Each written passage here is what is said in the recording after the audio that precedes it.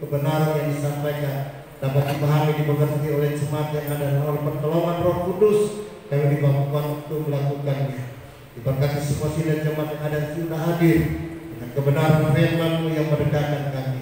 Tempat ini kiri kanan ke belakang selalu berdalam, dibangga dengan kuasa darah anak domba Allah. Segala kekuatan iblis setan dalam bentuk apapun yang datang mencuri setiap benih kebenaran firman Allah, kami ikat kekuatan kami, tolak dalam nama Yesus dari berkuasa. Setiap pikiran yang menerima kami takutkan di bawah nama Yesus. Bila fokus kami tertuju hanya kepada firman-Mu, terkunci nama bukan semua kebaikan, kami siap sambut kebenaran firman Allah dalam nama Tuhan Yesus Kristus, firman yang hidup. Haleluya, amin. Silakan duduk. Puji nama Tuhan. Shalom Elohim, Shalom Elohim. Yang bersyukur kepada Tuhan sebab Tuhan Yesus baik. Amin. Masih diberi kesempatan oleh Tuhan untuk boleh bersekutu bersama-sama beribadah di tempat ini dalam ibadah sekaligus dengan sakramen perjamuan kudus yang sebenarnya dilaksanakan pada minggu yang lalu, tetapi dipending nanti hari ini. Ya, kita sudah mendengarkan dan kita sudah mempersembahkan puji-pujian penyembahan kita kepada Tuhan. Saatnya tiba kita akan belajar kebenaran firman Allah. Mari kita buka dalam surat dalam surat Petrus pasal yang pertama Petrus pasal yang ketiga. Sekali lagi, pertama Petrus pasal yang ketiga. Satu ayat saja kita akan baca bersama pada pagi hari ini. 1 Petrus pasal 3 ayatnya yang ke-8. Sekali lagi, 1 Petrus pasal 3 ayatnya yang ke-8 kita akan baca bersama-sama kebenaran ini. Kalau sudah dapat katakan amin. Duduk saja, kita akan baca bersama-sama. 1, 2, 3. Dan akhirnya hendaklah kamu semua setia sekata, berperasaan, mengasihi saudara-saudara, dan penyayang dan rendah hati. Sekali lagi saya bacakan untuk kita jemaat Tuhan yang ada. Dan akhirnya hendaklah kamu semua seia sekata, seperasaan, mengasihi saudara-saudara, penyayang dan rendah hati. Puji Tuhan, kebenaran firman Allah pada saat ini berbicara tentang bagaimana kehidupan jemaat itu seia sekata, bagaimana jemaat itu memiliki perasaan yang seperasaan, mengasihi saudara-saudara, penyayang dan rendah hati. Ini adalah surat firman, surat Petrus pasal yang pertama dalam pasal 3 yang diberi topik oleh Lembaga Kitab Indonesia, Kasih dan Damai. Kita bersama bahwa surat ini ditulis oleh Petrus, Rasul Yesus Kristus, kepada orang Kristen yang ada di 5 daerah, itu di Pontus, di Galatia, Kapadokia, Asia Kecil, dan Bitania. Pasal 1 ayatnya yang 1, penjelasan dari firman ini. Dia menulis sesuai dengan keadaan jemaat pada waktu itu. Isi surat ini mencakup banyak hal, seperti tentang keselamatan yang dikaitkan dengan kehidupan etika, hubungan sama manusia, sama orang Kristen, terutama tentang hidup dalam penganiayaan. Ya. Surat ini menekankan pesan supaya jemaat tetap hidup dengan identitas jati diri Kristen yang benar, walaupun menghadapi penderitaan hidup.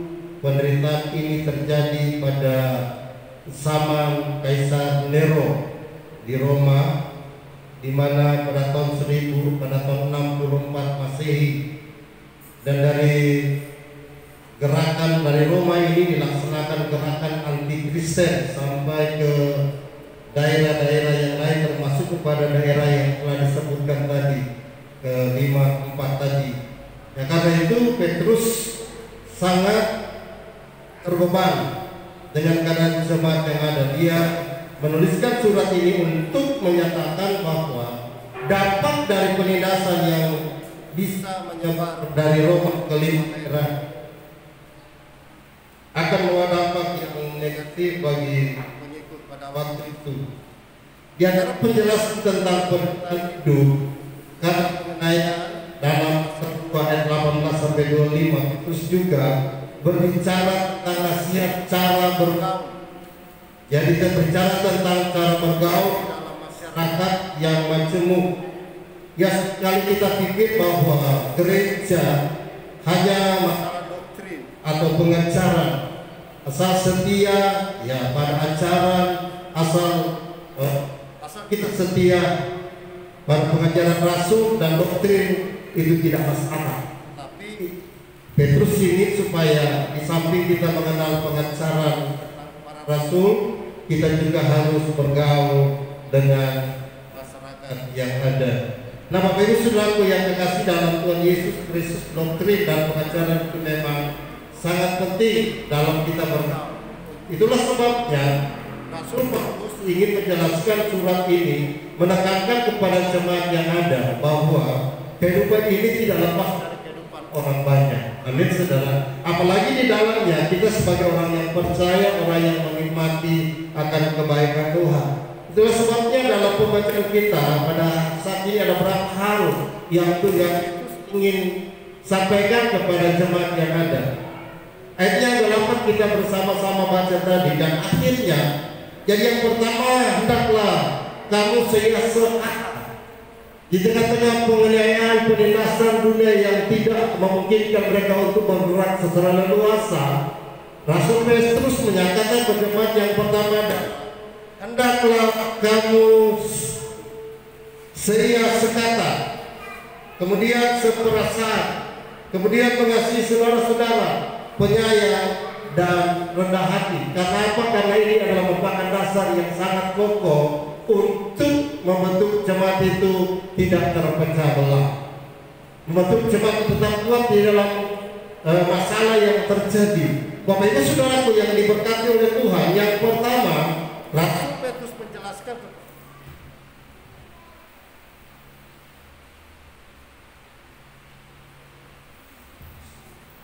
kepada jemaat yang ada, yang pertama, hendaklah kamu seia sekata.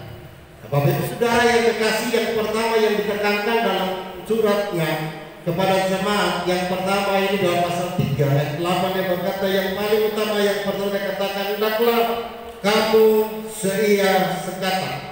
Seia sekata bukan sekedar yes, bukan sekedar siapa, bukan sekedar oke, tetapi juga ya,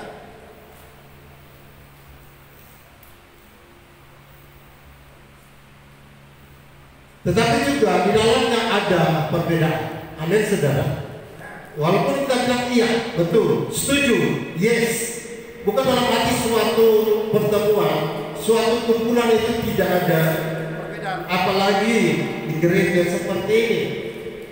12 rasul, murid Tuhan Yesus, itu memiliki 12 karakter yang berbeda. Amin, saudara. Mereka tidak sama. Dengan karakter yang berbeda-beda itu Tuhan Yesus bisa mempersatukan mereka. Apa sebabnya? Karena yang paling utama dalam pengiringan mereka kepada Tuhan adalah bagaimana mereka memiliki suatu visi yang sama, tujuan yang sama, motivasi yang sama, di mana ketika mereka mengiringi Tuhan, mengikuti Tuhan, mereka dengan apa kata Tuhan, bukan apa kata hati mereka. Tidak gampang untuk mempersatukan kedua belas karakter yang berbeda ini. Itu 12 saja sudah setengah mati, apalagi kita berpuluh-puluh orang. Amin. Tetapi itu bukan tidak mungkin, saudara. Tetapi ketika kita memiliki misi yang sama, tujuan yang sama, motivasi yang sama dalam pengiringan kepada Tuhan, maka semua dapat dilakukan untuk kemuliaan nama Tuhan. Amin. Untuk meneguhkan persekutuan yang Tuhan percayakan kepada kita. Sepakat bahwa firman Allah adalah di atas segala-galanya. Amin. Jadi untuk mempersatukan karakter yang berbeda-beda dari sekian banyak orang yang mukanya beda, yang kelakuannya yang beda, yang karakternya berbeda, yang paling utama kita mengutamakan bahwa firman Allah itu di atas segala-galanya, bukan hamba Tuhan. Amin. Jadi penjelas sekali itu. Jadi yang membuat kita bisa satu itu karena kita memiliki pemahaman yang sama, pengertian tentang firman Allah yang disampaikan dari atas mimbar ini, yang disampaikan oleh para hamba Tuhan, bukan karena dia hamba Tuhan yang besar, bukan karena dia hamba Tuhan yang hebat dan lain sebagainya, tetapi karena firman Allah di atas segala-galanya. Amin. Kalau kita mengidolakan hamba Tuhan, ya, maka kita akan kejelasan katakan ini. Mari kita idolakan dalam hidup kita, karena kalau kita idolakan hamba Tuhan saat nanti maka itu akan satu, saya pasti akan kecil. Sebenarnya dalam kamus pengiringan, dalam kamus orang Kristen tidak ada orang yang ada hamba Tuhan yang besar. Amin, saudara. Tidak ada hamba Tuhan yang hebat, yang ada. Yang hebat, yang besar itu cuma Tuhan. Amin. Dan kalaupun mereka boleh dipakai itu karena kemurahan Tuhan. Jadi posisinya tetap di dalam pelayanan ini sebagai seorang hamba. Amin, saudara. Yang ada budak yang hebat, yang ada namanya budak tetap budak. Amin. Yang ada hamba tetap yang luar biasa, yang ada namanya tetap biogos tetap biogos. Amin. Itu pengertian secara kasar sebagai hamba Tuhan, sebagai apapun yang dipercayakan dalam hidup kita. Jadi tidak ada. Kalau itulah sebabnya untuk mempersatukan karakter yang berbeda-beda, kita meletakkan firman Tuhan di atas segala-galanya. Amin. Mengutamakan firman Tuhan di atas segala-galanya, di atas kepentingan pribadi. Jadi bukan melihat siapa yang berkhotbah, Bapak Bogan, Pak Gembala, siapa saja, bukan. Kita melihat datang, mendatang ke tempat ini, kita mendengar apa Tuhan bicara. Amin. Dan ketika kita memahami seperti itu, maka seia sekata akan tercipta dalam satu kerukunan dalam karakter yang berbeda-beda. Amin. Kita harus mengerti mana hal yang relatif dan mutlak. Jangan hanya karena, dengar baik, hanya karena keinginan kita tidak didengar, membuat kita kecewa. Amin. Membuat kita kecewa, membuat kita meragu dan lain sebagainya. Dalam satu peristiwa itu pasti ada beda. Amin.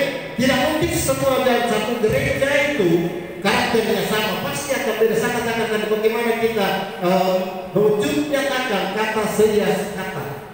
Harus menerima perbedaan, harus tahu, memahami apa yang saya lakukan ini adalah untuk kepentingan banyak atau cuma kepentingan saya sendiri. Amin. Dan ketika hal itu ditolak, ada satu solusi yang baik, kita harus bicarakan dengan baik. Amin. Jangan langsung mempersalahkan. Kan kenyataan kan seperti itu. Banyak orang yang terkucilkan, merasa diri terkucilkan. Kenapa? Karena pendapatnya tidak dihargai. Bukan itu sebenarnya. Kita mempersatukan suatu misi, suatu tujuan, mempersatukan suatu tujuan kita dalam rangka untuk menegakkan kebenaran di atas segala-galanya. Amin. Jadi itulah supaya pertama kita untuk bisa memperoleh kata seia sekata, maka kita harus rela menerima perbedaan yang ada. Amin. Nah, kalau saya menerima, oke, saya terima, oke, maka kita akan mendapati yang namanya sekata. Yes, oke. Amin.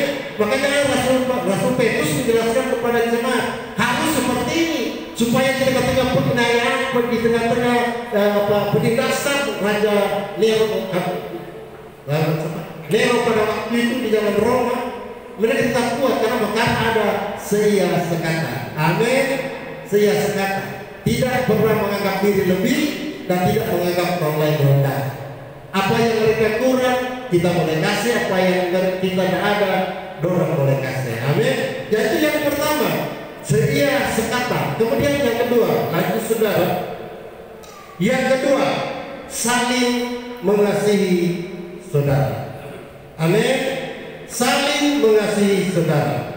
Ada dua macam saudara dalam Alkitab. Yang pertama, saudara dalam hubungan jasmani, kakak adik. Amin. Dan kedua, saudara di dalam Tuhan. Nah, saudara dalam Tuhan adalah orang-orang yang dipanggil oleh Tuhan di persekutuan yang indah seperti ini. Torang semua bersaudara di dalam Tuhan. Amin. Bersaudara, amin saudara. Ya, orang dalam suatu panggilan di dalam roh dan kebenaran untuk menjadi orang-orang pilihan Allah. Di dalam kitab Wahyu, Tuhan pernah menegur jemaat Efesus karena kehilangan kasih mula-mula. Amin. Kasih mula-mula. Meskipun banyak pengajaran, meskipun banyak doktrin, tetapi kalau tidak punya kasih, apalah hidup ini. Amin. Jadi kasih sangat menduduki tempat penting di dalam kehidupan berjemaah. Di tengah-tengah yang kita alami hari-hari terakhir ini, dunia semakin sulit. Alkitab mengingatkan saudara dan saya, yang pertama, hendaklah kamu sedia sekata. Amin. Yang kedua, seperasaan. Oh ya, tadi salah kata. Yang kedua, seperasaan. Artinya apa? Seperasaan itu simpati. Ya, keinginan mengerti pergumulan tentang perasaan orang lain. Seperasaan itu memiliki arti mengerti tentang kesedihan orang lain. Ini hal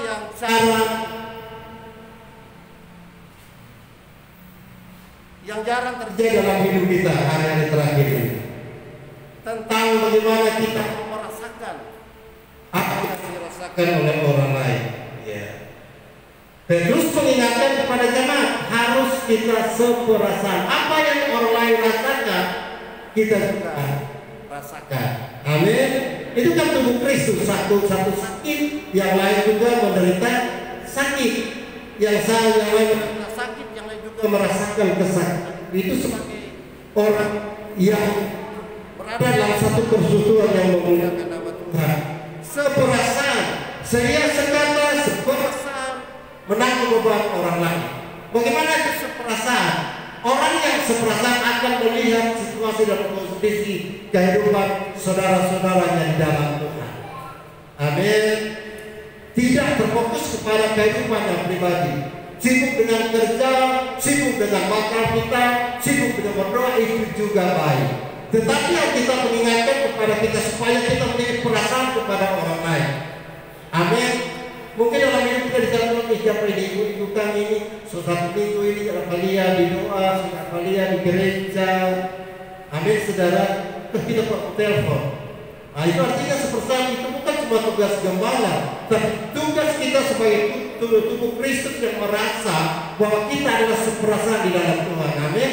Apakah Ibu Rode sudah palihan, apakah saudara Indra sudah palihan, kita telepon dulu. Mungkin dia kurang sehat, dia bagaimana supaya digumuli dalam doa. Amin. Yang tujuan kita untuk menindaklanjuti apa yang dilakukan online adalah supaya kita saling menopang di dalam doa. Amin. Bukan kita bercerita kepada kenapa dia sebegini, kenapa masuk gereja, bukan. Tetapi kita mendukung mereka dalam doa. Kenapa? Apa yang mereka rasakan, kita juga rasakan. Amin. Itu artinya seperasaan. Jadi itu yang seperasaan. Yang kedua tadi dikatakan, hendaklah kamu seperasaan. Jemaat yang ada pada waktu itu diamankan keluarga, ditindak, dibunuh, bahkan ada yang dibakar hidup-hidup. Jadi untuk menjaga jemaat supaya keutuhan jemaat tetap kuat, Petrus mengingatkan kepada mereka yang pertama, sedia sekata. Apa kata orang, kita juga mengingatkan asal itu untuk kepentingan orang banyak. Amin. Yang kedua, seperasaan. Apa yang mereka alami, jemaat yang alami, kita juga rasakan. Apa yang keluarga Bogar alami, kami juga rasakan. Apa yang dialami keluarga Mahali, kami juga alami. Kita juga alami semua, saling menopang agar kita tetap kuat dalam kekuatan Tuhan. Amin. Jangan kita menjadi orang yang cepat menghakimi orang lain. Karena kehakiman yang ditempatkan kepada orang lain, Tuhan akan bagikan, Tuhan akan tempatkan pada kita. Kalau banyak orang mungkin ada kekenangan dalam kelemahan tubuh, kadang-kala kosong pikirannya, menerangan. Mari kita bicara. Mungkin ada sesuatu yang perlu didoakan. Amin. Karena seorang mungkin datang terlambat, kadang-kadang kerja. Kita paling pasti orang datang terlambat. Tapi sebagai jemaat Tuhan, kita harus berasa dengan apa yang mereka alami. Amin. Terjadi apakah mungkin pas kita tadi motor rusak, rantai terlepas, mungkin lebih bagus supaya kita menghakimi. Amin, saudara. Jadi sebenarnya seperti itu, mengerti dengan apa yang orang alami, apa yang mereka alami juga orang alami. Amin. Karena orang satu tubuh. Amin. Saudara di dalam Tuhan. Haleluya. Ya, ini seringkali mulai hilang, mulai terkikis dengan kesibukan kita yang semakin modern, dengan keadaan dunia yang semakin membuat kita harus berpacu. Tetapi hal-hal seperti ini kadang-kala mulai hilang. Dan kepada saya, kepada kita semua sebagai jemaat Tuhan yang di tengah-tengah yang semakin jahat ini, yang pertama kita harus seia sekata. Amin. Yang kedua seperasa. Yang ketiga tadi mengasihi. Kasih paling utama dalam hidup kita. Kita bisa membaca kitab sampai selesai, kita boleh berbuat, kita boleh beri karunia menjalankan, tapi kalau kita punya kasih, kita bilang apa? Bagi kamu, memberi yang takwa nanya. Tuhan kan datang dengan kasih. Amin. Makanya kita memiliki kasih jemaat kita. Kalau Tuhan sampaikan apa? Kita saling mengasihi dengan tanpa melihat status dan derajat. Amin. Karena yang Tuhan kasihkan Tuhan, bukan orang. Walaupun status sebagai keluarga, barang siapa yang berbuat kepada hamba-Ku yang paling hina ini, amin, dan berbuat untuk aku. Amin. Sebab itu kalau mengasihi, kalau beri, bukan berapa banyak yang kita beri, tetapi bagaimana suka kita yang memberi untuk Tuhan. Amin. Hukum tak bertuai sampai hari ini tidak ada yang bisa menggagalkan. Amin. Apa yang orang tahu pasti akan orang tua yang utama atau mau cepat Tuhan akan lakukan dalam hidup kita. Ya. Akan terjadi. Makanya kalau kita mengasihi dengan hanya melihat satu raja saudara saya, tidak akan memperoleh apa-apa. Amin. Tapi kalau kita mengasihi karena kita mengasihi Tuhan, karena kita memberikan dan kita memberi untuk Tuhan, maka semua yang engkau beri, engkau yang telah lakukan akan dikembalikan berlipat ganda oleh Tuhan. Amin. Jadi ini yang penting sekali bagian yang ketiga, bagaimana hidup rukun damai, mengasihi saudara. Apakah saudara saudara jasmani, saudara bersaudara dan sebagainya, ataukah kita bersaudara di dalam kasih di atas segala-galanya. Amin. Memberi di atas segala-galanya. Kan teorinya kan begini, sesuatu yang kita tanam akan menentukan apa yang kita petik. Amin. Setuju? Iya. Kenapa banyak orang menanam milo harus cari bibit yang bagus? Kenapa orang tanam milo harus mencari bibit tongkol 2, apalagi silanya itu berusaha? Karena mereka ingin supaya buahnya akan lebat. Kenapa jarang dia minum makanan ayam? Kenapa? Orang tak mau membeda kemarin kurus-kurus, so kecil dia buka kemarin depresi cuma setengah. Iya. So kerja apa pacong, hujan panas, dipelaste, dengar kemarin, terima kemarin, foto kemarin, dari hasil kecil-kecil itu. Definisi cuma setengah. Ya. Makanya hal memberi, hal mengasihi ditentukan oleh hidup kita. Apa yang orang petik ditentukan oleh apa yang orang tanam. Amin. Kalau orang tanam mangga, bibit bagus, itu mangga apa itu? Mangga madu, itu akan berbuah bagus dan lebat. Amin. Jadi apa yang orang buat itu menentukan apa yang orang petik nanti. Jadi bukan kalau lihat orang, oh dia begini, kita mau kasih begini, dia begini. Enggak, buat saya enggak. Semua orang sama, miskin kaya sama. Amin saudara. Karena itu kan bibit yang tanam, bukan orang yang malas, tapi Tuhan yang malas. Amin saudara. Jadi jangan dipahami oleh kita semua bagaimana kita menjadi orang yang mengasihi saudara, baik secara jasmani, kakak adik dan sebagainya, tapi juga saudara di dalam Tuhan yang dipanggil dari kegelapan putranya yang ajaib. Amin. Saudara, saya gereja. Hal yang ketiga yang harus Paulus inginkan kepada kita, mengasihi saudara. Penting sekali kasih. Kasih menempatkan di atas segala-galanya. Nubuat akan berakhir, masa roh akan lenyap. Amin. Tetapi kasih tidak pernah berkesudahan. Haleluya. Nah, ini yang perlu diingatkan kepada jemaat pada waktu di tengah. Mereka dinilai dibunuh bahkan dibakar hidup-hidup. Tetap ada kasih walaupun cuma sedikit. Saya sekata, seperasaan, dan juga mengasihi saudara.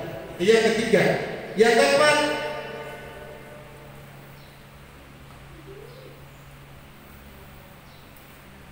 penyayang. Nah, ini penyayang ini identik dengan hati yang lembut. Amin. Orang yang hati yang lembut itu penyayang. Ya. Bukan dalam arti orang yang bagaimana hati keras. Kamu hati keras suka penyayang, lebih keras, lebih hati. Tapi kalau penyayang itu identik dengan orang yang memiliki hati yang lembut. Amin. Ya. Tetapi jangan salah kaprah, jangan salah pemahaman. Orang yang hatinya lembut bukan tidak mungkin dia tidak bisa marah. Amin. Setuju? Pak Boga itu hanya lembut, tapi saya tahu Pak Boga pasti akan marah kalau melihat ketidakadilan. Amin. Kita semua yang benar mungkin hati yang lembut tapi benar pasti akan marah kalau melihat ketidakadilan terjadi.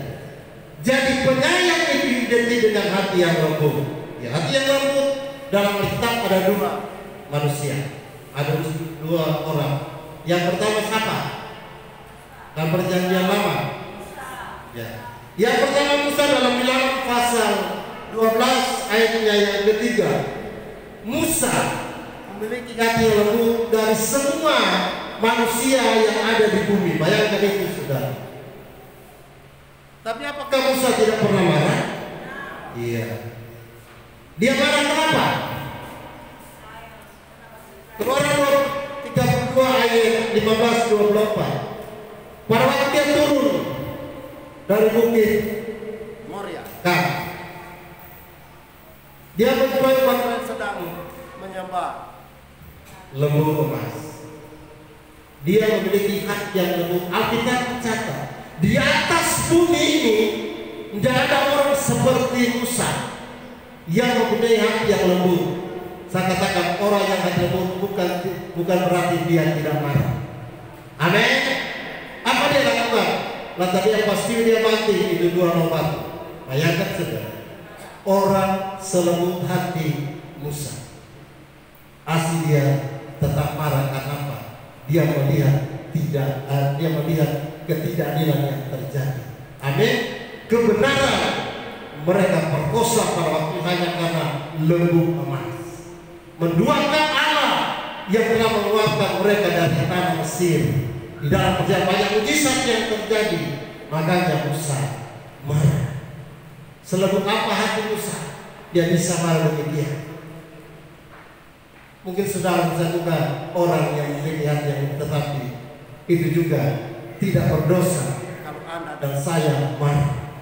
Boleh marah tetapi jangan sampai berbuat dosa. Amin. Karena marah itu adalah kasih. Setuju?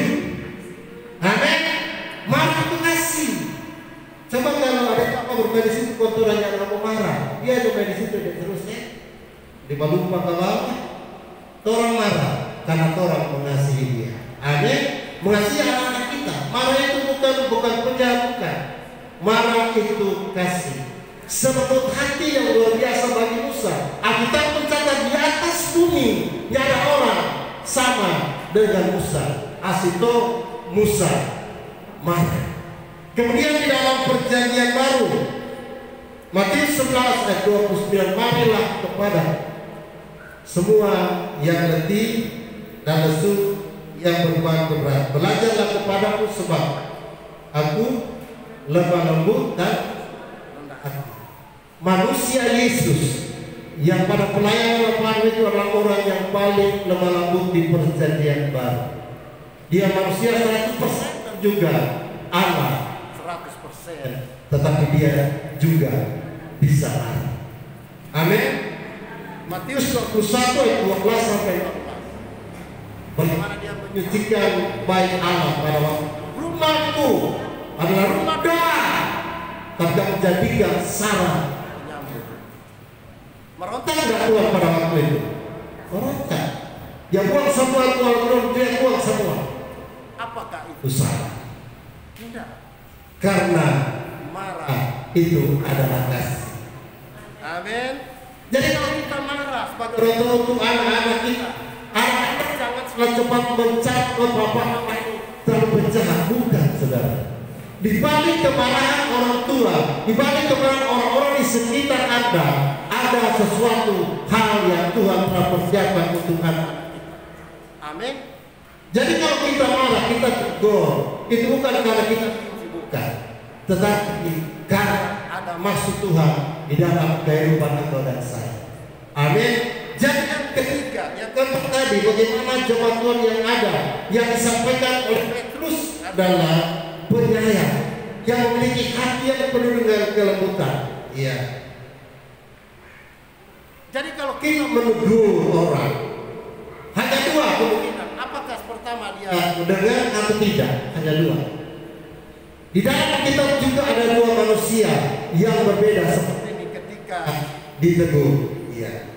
Karena barang ini bukan hal yang gampang untuk kita lakukan dalam hidup kita. Apabila kita mendengar seperti ini. Yang pertama adalah siapa? Dalam Alkitab, orang ditegur, satu marah, satu bertobat. Dalam Alkitab 1 Samuel pasal 13 ayatnya yang 1 hingga 23. Raja Saul, dia ditegur, dia marah, saudara. Karena dia merasa diri seorang raja. Tetapi beda dengan 2 Samuel pasal 12 ayat 1 sampai 13. Raja Daud ditegur oleh Nabi Nathan, saudara. Nabi Nathan, dia mengakui bahwa dialah orang yang berdosa, yang layak dimurkai. Dan dia dengan tulus berkata kepada Tuhan, kasihanilah aku, ya Allahku, menurut rahmat-Mu yang besar. Amin. Mazmur 51. Dan ketika dia mau buka hati, dia mau merubah dengan teguran yang begitu luar biasa, Alkitab mencatat, aku mendapati Daud orang yang berkenan kepada-Nya. Haleluya. Jadi penting sekali bagaimana kita bagian kita, bagaimana penting sekali hati yang lembut dimiliki setiap orang dalam hidup kita, dalam kapasitas kita sebagai orang yang percaya di tempat ini. Terlibat dengan keberadaan orang lain, menegur orang lain dengan kasih, karena di balik teguran itu ada kemuliaan Allah. Amin. Amin. Jadi mari jemaat Tuhan, apa yang terjadi di jemaat di mana Petrus mengirim surat ini terjadi juga dalam hidup kita sama sekali. Dan untuk mempertahankan keutuhan jemaat, untuk mempertahankan kekuatan persekutuan, yang pertama kita harus seia sekata. Amin. Yang kedua kita harus seperasaan dengan orang lain. Yang ketiga harus mengasihi saudara di dalam Tuhan. Yang keempat menjadi penyayang dan hati yang lembut bagi sesama kita. Dan bagian yang terakhir harus rendah hati. Amin. Rendah hati beda dengan rendah diri. Rendah hati itu memiliki pengertian positif, tetapi kalau rendah diri itu ya negatif, belum, tapi sebenarnya tidak mampu. Orang rendah hati seperti rendah diri seperti ini, tidak mau. Saya bilang tadi mau, dorajo, padahal dia bisa, tapi karena merasa diri, ya rendah diri, maka dia tidak pernah berkembang. Dari Tuhan lahir sampai Tuhan datang, tetap jadi umat, imam melayani. Ya. Jadi rendah hati adalah orang yang mudah diajar. Orang yang rendah hati adalah orang yang mudah diajar, sadar akan kekurangan dan mau diajarkan dan belajar orang lain. Orang yang rendah hati adalah orang yang selalu melihat dalam sisi positif apapun yang terjadi dalam hidup kita. Amin. Orang yang rendah hati kalau melihat kelebihan orang, dia akan tetap belajar dan terus belajar, bersyukur dan mencari jalan keluar bagaimana supaya kita bisa seperti itu. Amin. Bukan rasain yang mau begini, bukan. Tapi orang yang rendah hati adalah orang yang mau belajar dari kehidupan orang lain. Amin, saudara. Jadi ketika kita melihat ada orang yang lebih, orang yang punya talenta, maka kita terus belajar dan semakin belajar. Tidak ada yang tidak mungkin bagi kita. Amin. Kita semua dari belajar. Kemana dari belajar? Belajar berdoa. Belajar berdoa di muka umum itu kepala kelas 2 SMA. Anak-anak puji Tuhan SMP selalu berdoa. Ya, gembala itu kelas 2 SMA. Pas ada tim KKR dari Jakarta datang ke Siau, kami sebagai anak pemuda menjadi panitia dan jadi tim berdoa. Ya, memang tentu orang ya saudara, bersuara dingin. Tapi dari itu kita belajar terus, kalau orang lain bisa, maka saya juga pasti akan bisa. Amin. Ya mungkin sudah mulai kehilangan jati diri kita sebagai orang ingin belajar, tetapi saya percaya sampai hari ini kita terus belajar supaya Tuhan anugerahkan karakter yang penuh dengan kerendahan yang bisa menerima apapun yang terjadi di sekitar kita. Amin. Jadi berita ini disampaikan oleh Petrus kepada jemaat yang ada di 3 daerah tadi, Pontius, Galatia, Kapadokia, Asia Kecil dan Bitin dan Britania, dalam pasal 1 ayat 1 juga sampai di Kakentura. Amin. Supaya kita di tengah dunia yang semakin sulit dan semakin beraneka ragam keadaan yang terjadi, kita diingatkan oleh firman Allah pada saat ini supaya kita semua seia sekata. Amin. Yang pertama kita harus seia sekata supaya kita kuat di dalam Tuhan. Yang kedua, seperasaan, mengasihi saudara. Kemudian penyayang, dan terakhir rendah hati. Karena kerendahan hati juga adalah ajakan Tuhan bagi jemaat yang mengikuti Dia. Amin. Hari-hari terakhir ini Tuhan sedang mencari orang yang rendah hati. Mari kita baca dalam Mazmur pasal 26. Kita baca bersama-sama di ayatnya yang terakhir. Ayatnya yang kedua. Dapat amin. Mazmur 26 ayat 2, 1, 2, 3. Ujilah aku ya Tuhan, dan cobalah aku, selidikilah batinku dan hati. Ini pengakuan Raja Daud. Ini menunjukkan kerendahan hati. Amin. Ini juga merupakan kerendahan hati jemaat yang di tempat ini. Jemaat tempat ini harus sabar.